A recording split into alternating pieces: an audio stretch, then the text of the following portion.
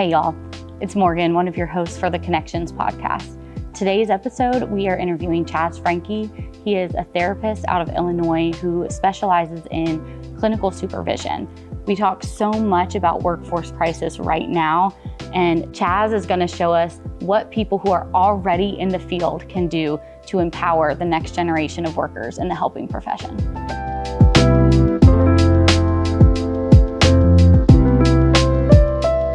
Welcome to Connections, the podcast from addiction professionals of North Carolina, where we explore the nuances of addiction and mental health through the lens of policy and practice. We're your hosts, Sarah Howe and Morgan Coiner, and we're here to help you see how it all connects. And today we're coming to you live from the APNC Spring Conference, where we have the opportunity to bring some of our speakers direct to you for this podcast. Today we're really excited to have one of our former keynotes and our longtime presenters who keeps coming back by popular demand, Chaz Franke. Chaz, tell us about yourself. Well, I appreciate you guys having me. It's a big deal. So my name's Chaz Franke. I am a therapist and a clinical supervisor at a small little group psychotherapy practice in a town called Belleville, Illinois. It's called Light Source. Belleville is about 20 minutes outside of downtown St. Louis, so that kind of gives you geographically where we're at. But we are 6 therapists that operate out of an old historic building in a downtown. And mostly we focus on individual therapy, couples work, and then everybody at Light Source provides some kind of supervision, whether it be clinical supervision to counselors and social workers, or a program we have called Beyond Supervision, which is continued support for fully licensed practitioners, or supervision and mentorship for helping professionals who maybe don't need licensure but want to be able to talk about their experience of doing the work. You may be aware we're in the middle of a workforce crisis in the behavioral health field.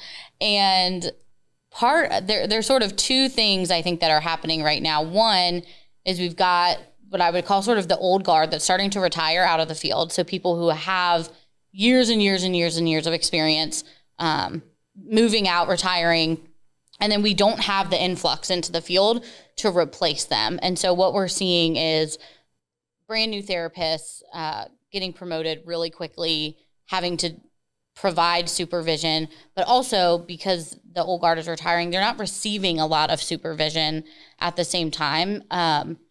So I'm interested in kind of hearing your perspective, like with those 2 things happening, I'm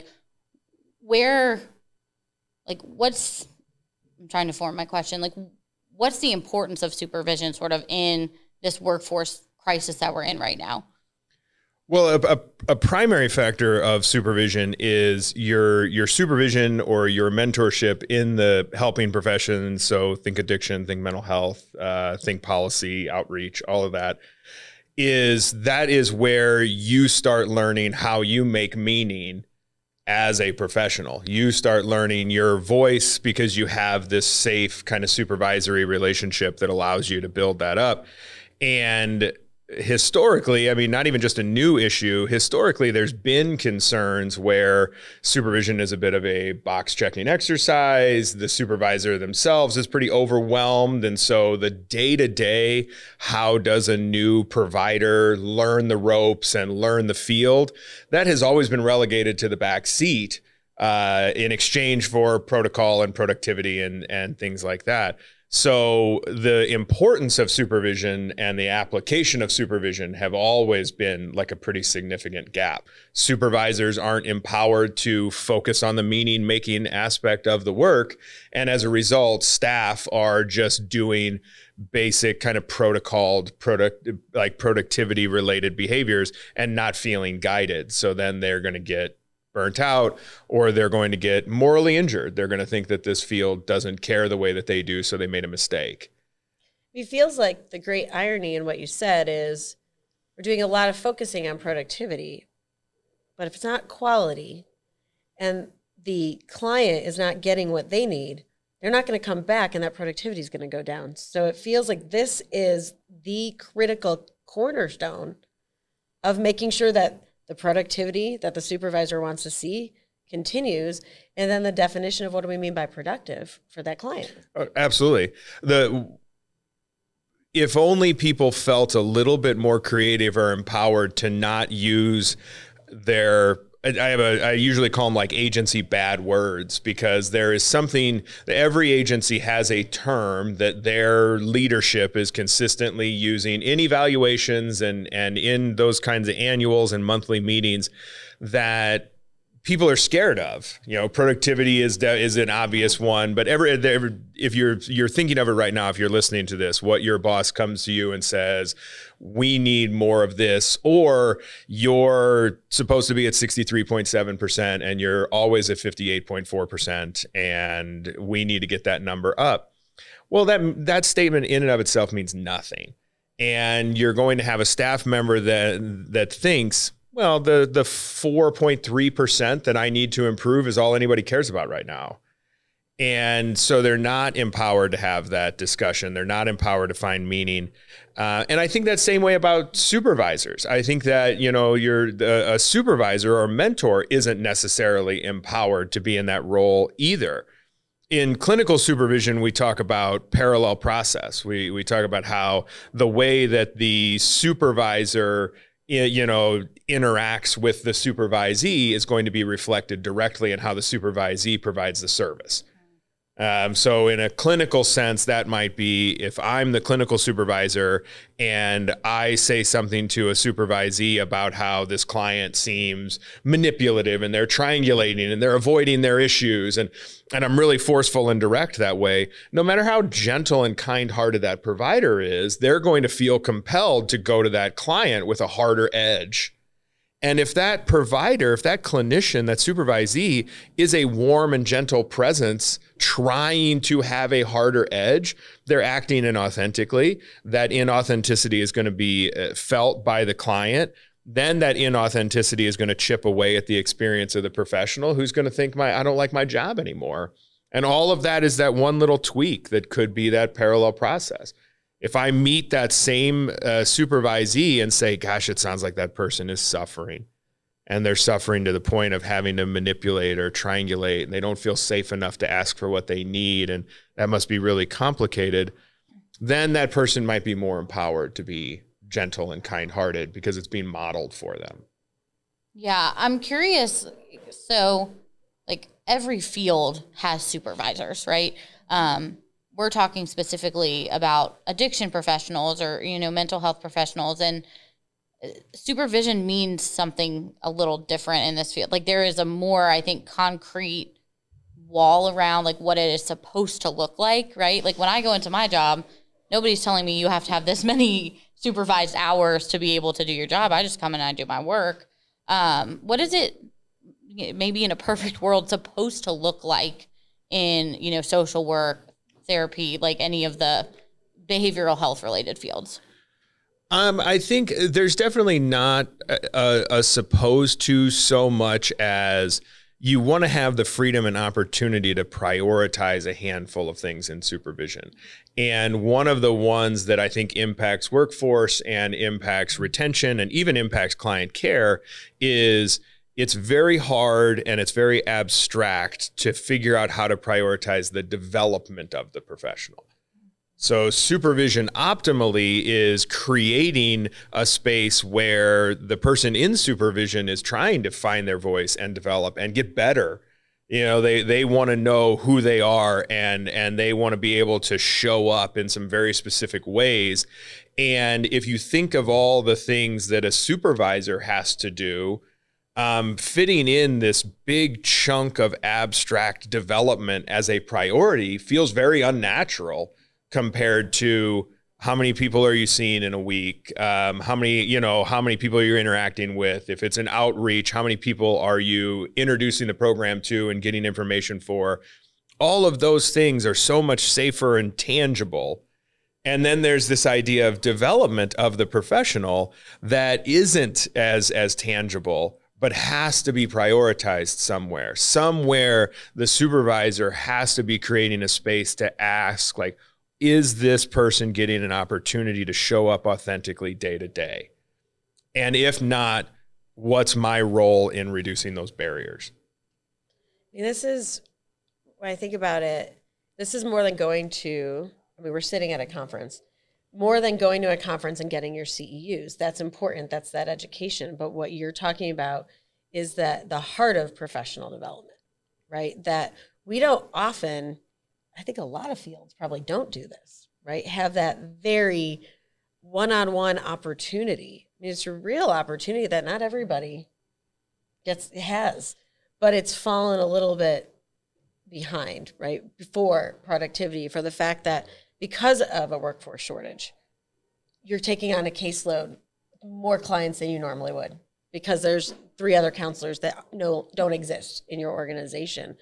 So for those supervisors that are out there listening, what recommendations would you have for them for an organization that has gaps? They don't have as many clinicians as they need right now, and they're trying to help, but they're overwhelmed and their staff is overwhelmed. What would be some maybe small steps they can take to move this forward? It is a little more self-promotional than I tend to be, but when we talk about offering what we call beyond supervision, like beyond supervision is at its core a simple thing that you can implement, because it is, well, let's get everybody at least a little bit of time talking about what it's like to be them doing their work. And again, like I say, it's more self-promotional than I wouldn't say do beyond supervision. I'm just saying, can you implement any spaces where the focal point is, what is it like to be you working right now?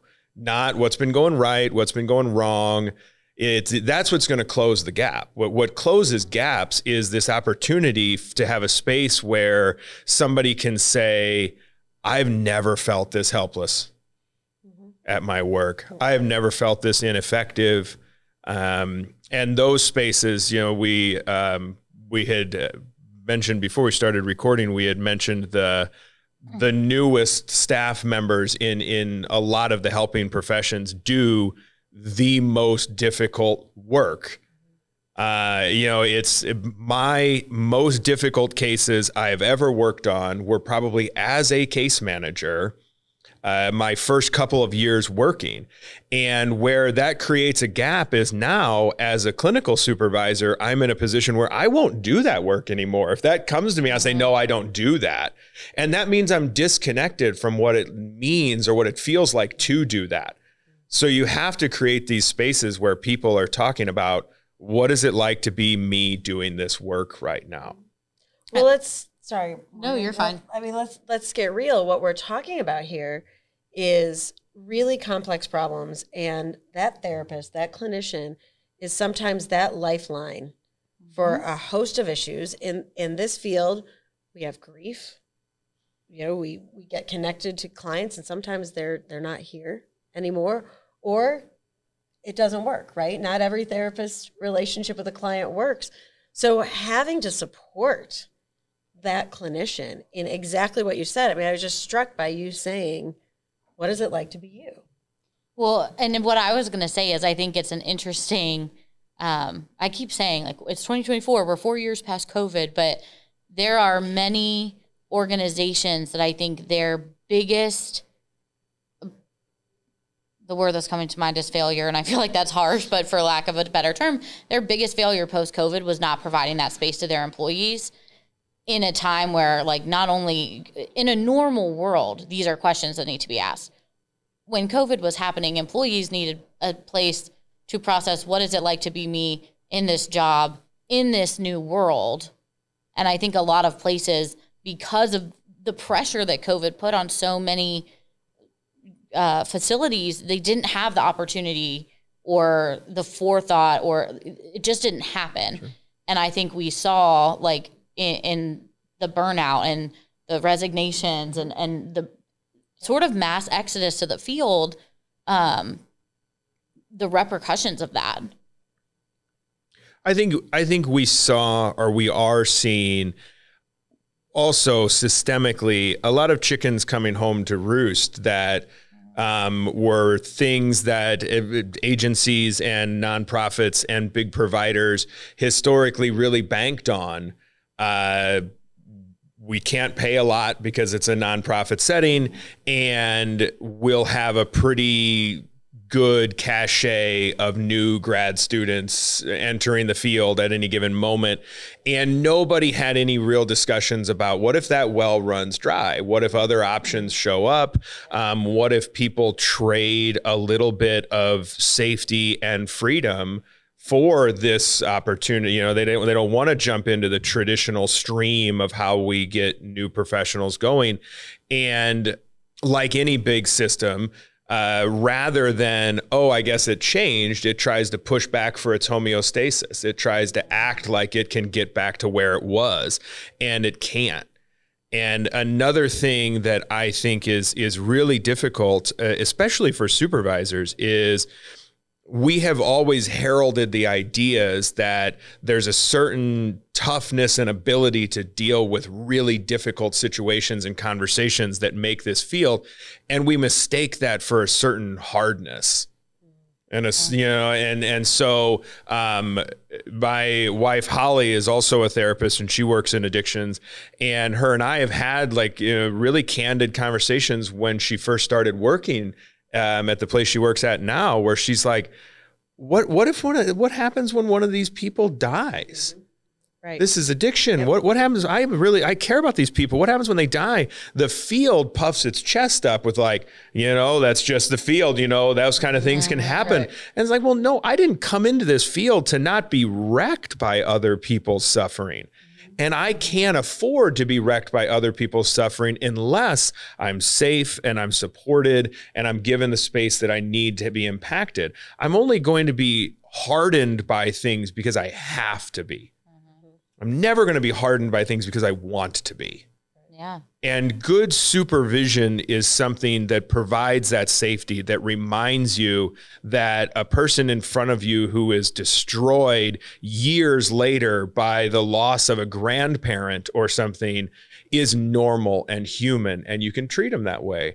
And a distracted and overwhelmed supervisor is going to come in there and expect you to be particularly prepared to move to the next thing because that supervisor feels they have to do the same. I wonder too, I think, I'm not sure how many clinical supervisors, like CCS credentialed individuals we have here in North Carolina. I'd be interested to find out, but it's certainly way less than we have of licensed clinical addiction specialists and CADCs and things. And I think that's for a lot of reasons, but I'm interested, this is your work. You chose to do supervision as a crucial part of the work you do. What would you say to people who are maybe thinking about it, or who have the oh, it's a liability. Oh, that's a lot more work on my plate. Because we can only supervise people well if we get good supervisors, right? What would you say to those people who are thinking about it or totally turned off by it? Well, you make the perfect point there, that the first foot forward of what clinical supervision is normally is it's another liability and it's another thing to do. And what I would say to somebody that is thinking about doing supervision, one, your experience in the field is so relevant.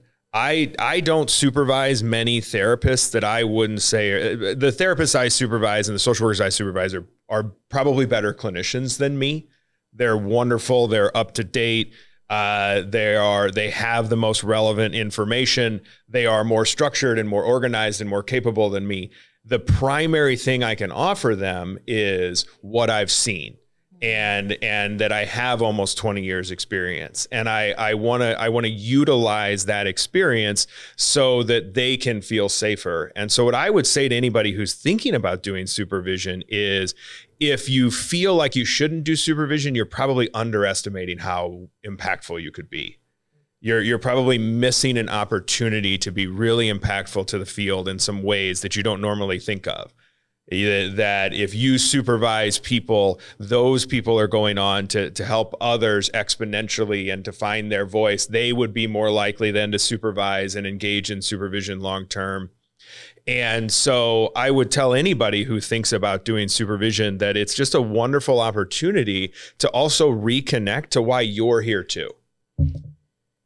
So that's awesome. We only have a few minutes left, but I didn't want to be remiss, and I want to pivot just a little bit, although it connects. You're doing some fantastic work for APNC in the prevention field. And we have just started a new process, a new program, I should say, on a prevention fellowship. So we've talked a lot about clinical, we've talked a lot about therapeutic, but the other end of that continuum, as we've been saying for a long time, right? If we can prevent it before it starts, we're going to be ahead of the game. So now we've started to do a prevention fellowship where we are going to place preventionists in prevention agencies. But one of the key pieces that we integrated you into is using that clinical supervision model in a prevention paradigm.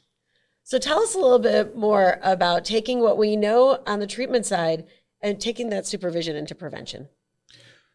It is similar. So there's 3 areas that I have talked about in how we're going to ask questions going forward about the work that people are doing, the supervision that they're getting, even in a prevention setting. And those 3 categories that we talk about are their practice, presence, and personhood.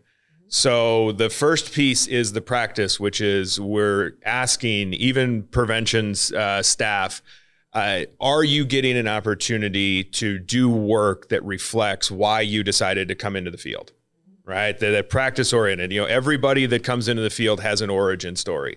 So somebody comes into prevention, maybe it's as direct as somebody I love died from an overdose and I want to be in prevention and I want to be so upstream of this so like how often are you getting to engage that muscle, right? That's that practice piece of like, are you doing the things you came here for?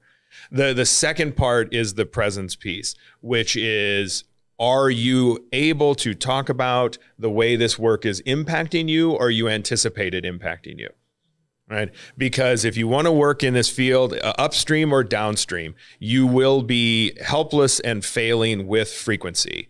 And if you cannot manage to be helpless and you cannot manage to fail in a way that you're willing to process your response to that, it doesn't matter if you're upstream or downstream.